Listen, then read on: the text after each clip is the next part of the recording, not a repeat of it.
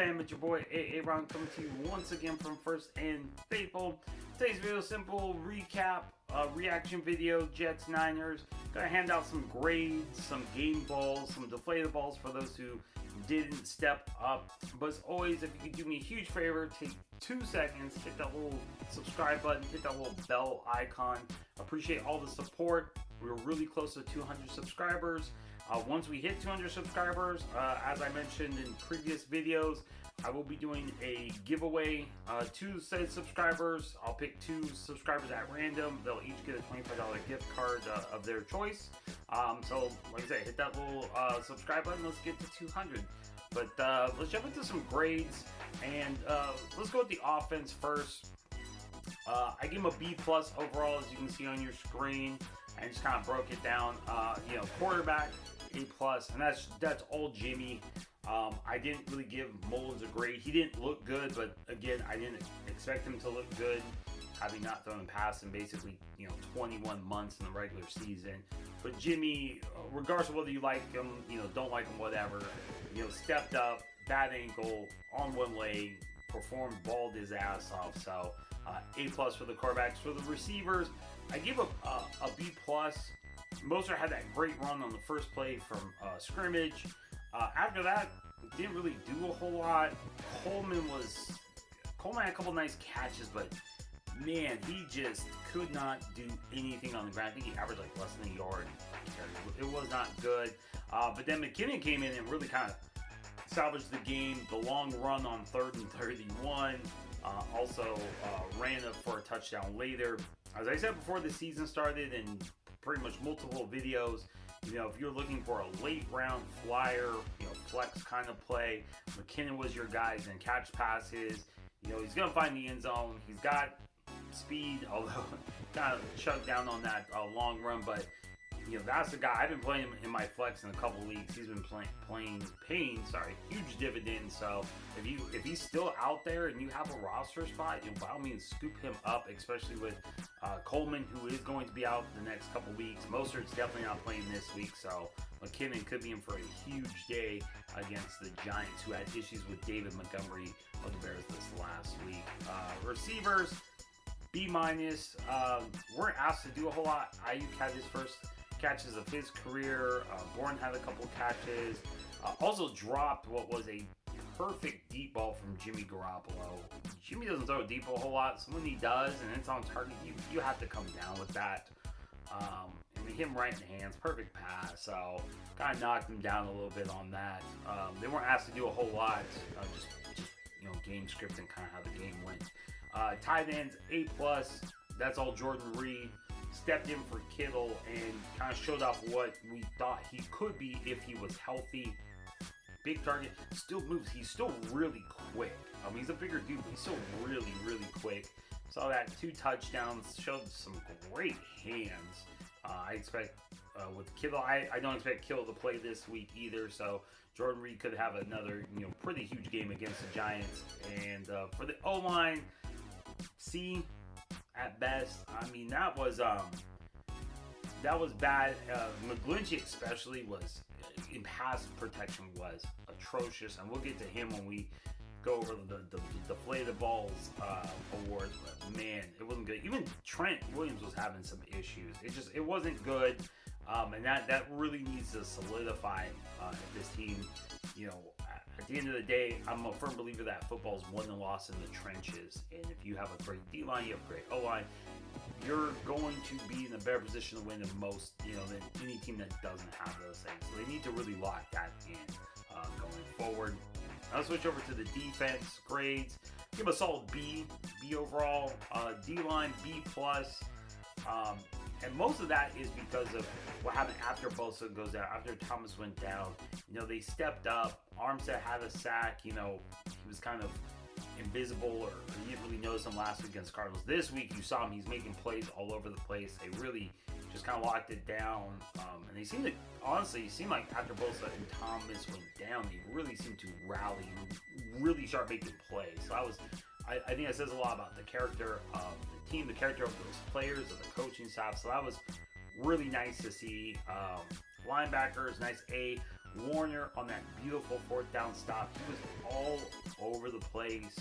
I mean, that if he's not the best linebacker in the game, he's got to be top easy. So good to see him. Quan continues to try to make those weird arm tackles, and he keeps not making them. So that's something that was his bugaboo coming from Tampa, was, you know, he misses a lot of tackles.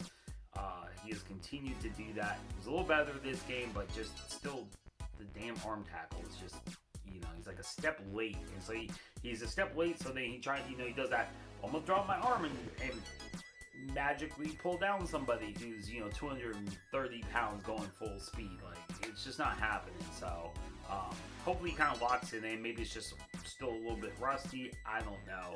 Greenlaw, good as always. Had a thigh contusion, came out of the game, but I think he should be fine for this week. DBs, I give him an A minus, or sorry, B minus 8. Weren't really tested. You know, I will say that I was kind of irritated. I'm sure you guys were too. The Jets kept running out routes. Like, it was just, every route was a damn out route. An out route to Hogan, an out route to Hogan. Hey, look, another fucking out route to Hogan. And I was waiting for the defense to make adjustments. They seemed like maybe they did later, but man, like, I just felt like there was more plays to be had. K'Waun Williams continues to be one of the most underrated DBs in the game. He was flying around making some great tackles. Like, every game I watch, I'm just more and more impressed by him. I was already impressed. I'm just like, damn, that dude is just all over the place. Spoon gave up the touchdown late. It was on a scramble drill, so I'm not really gonna knock him too bad for it. You know, when the quarterback's running around and doing all that, like, as a DB, like, it's hard to maintain coverage, so I'm not gonna knock him too much for that. But you know, we'll see what happens this week against the Giants. And now let's get to some game balls. There's going to be a couple people getting it. Jimmy G, obviously, like I said earlier, great, just gutsy, dynamite performance. Love what he did out there. Just, you know, showing, you know, leadership skills out there. Also getting the game ball, the whole defense. Like I said, you know, when you lose, you know, Bosa, you lose Thomas, and, you know, for some teams that could break the team. They could go into a tailspin, and, you know, to see the defense, like I said, they stepped up, made crucial stops, kind of almost played more of a bend, not break kind of defense. You know, made stops when they had to. It's just really good to see, you know, rally around. The only, you know, the nice thing about the depth, especially on the D-line, is that, you know, they're getting a lot of playing time. DJ Jones continues the ball. Kerry Hyder, who I said coming in this game, I didn't mind the Ford injury because Hyder has really balled out really nicely. So I assume he's going to get even more, you know, time, him and Ziggy Ansah, I assume, on passing down. So props to the whole defense for them. Especially Warner, like I said, just balling out. Jordan Reed, another game ball, stepping in for Kittle, just was, you know, he looked like old Jordan Reed, just in a different uniform. So that was awesome to see. And Jet McKinnon, you know, I gave him a game ball last week because, you know, hadn't played in, you know, almost 1,000 days. Comes in, looks good, looks shifty, you know, and does it again. Did it again this game, you know. Just looked good out there. You know, breaks another, you know, huge run on a long third down. You know, gets the touchdown later. He just continues to, I think, reward the faith the Niners had in him, and the faith he had in himself. So it continues to be, I think, a really good story amongst all the injuries and all the other crap. You know, to see Jet kind of fulfill the promise is just awesome to see. And now for deflated balls, and you know, let's start with McGlinchey, and holy shit. His issue coming out of college, and this is the issue for pretty much every lineman coming out of college, is pass blocking. It takes him a little bit to kind of, you know, adjust to the pro game. You know, in college, a lot of people just use their athleticism. In the pros, there's a lot more technique with athleticism, you know, and so it takes them, you know, a little bit to get used to that. You know, you study your opponents more, etc. McGlinchey has, so far this season, has slid backwards in his pass protection. He wasn't really that great last season either, or, you know, previously, but this year it seems like he has just slid so far back.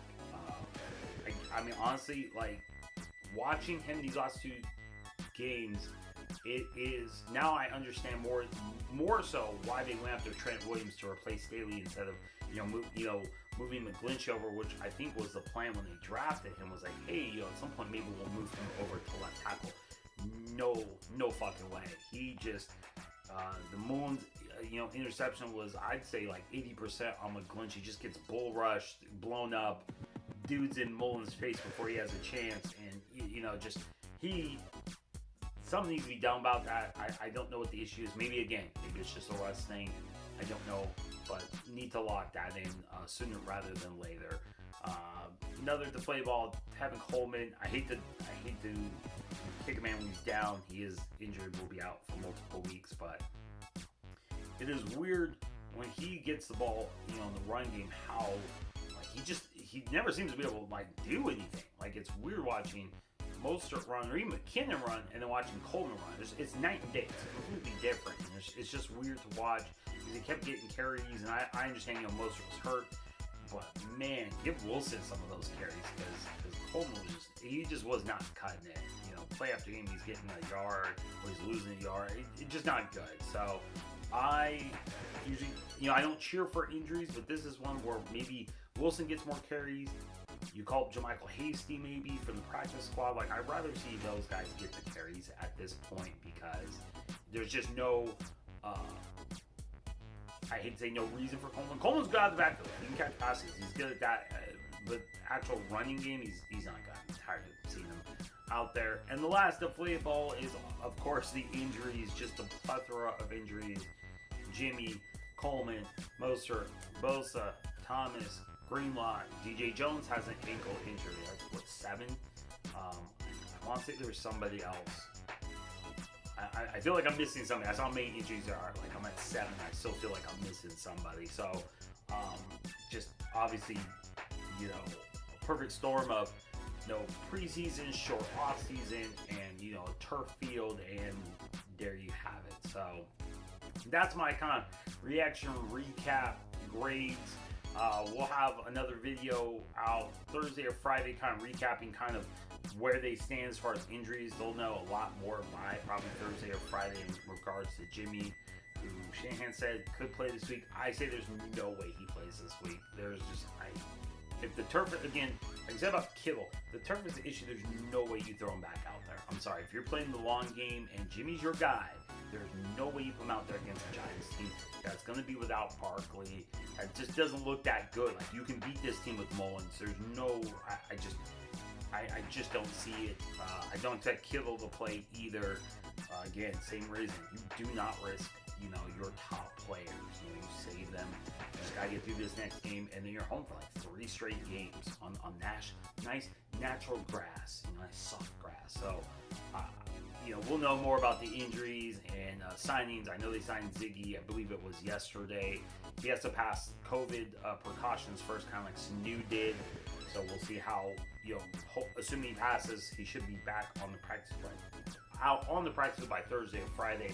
So we'll kind of recap that and, preview the matchup against the Giants. But as always, thank you very much for watching. This has been First and Faithful. I'm Aaron. Have a great one. Bye-bye. Hey, thanks for watching First and Faithful. Here's another video I think you'll enjoy. Also, don't forget to subscribe. New videos every week. Appreciate all the support.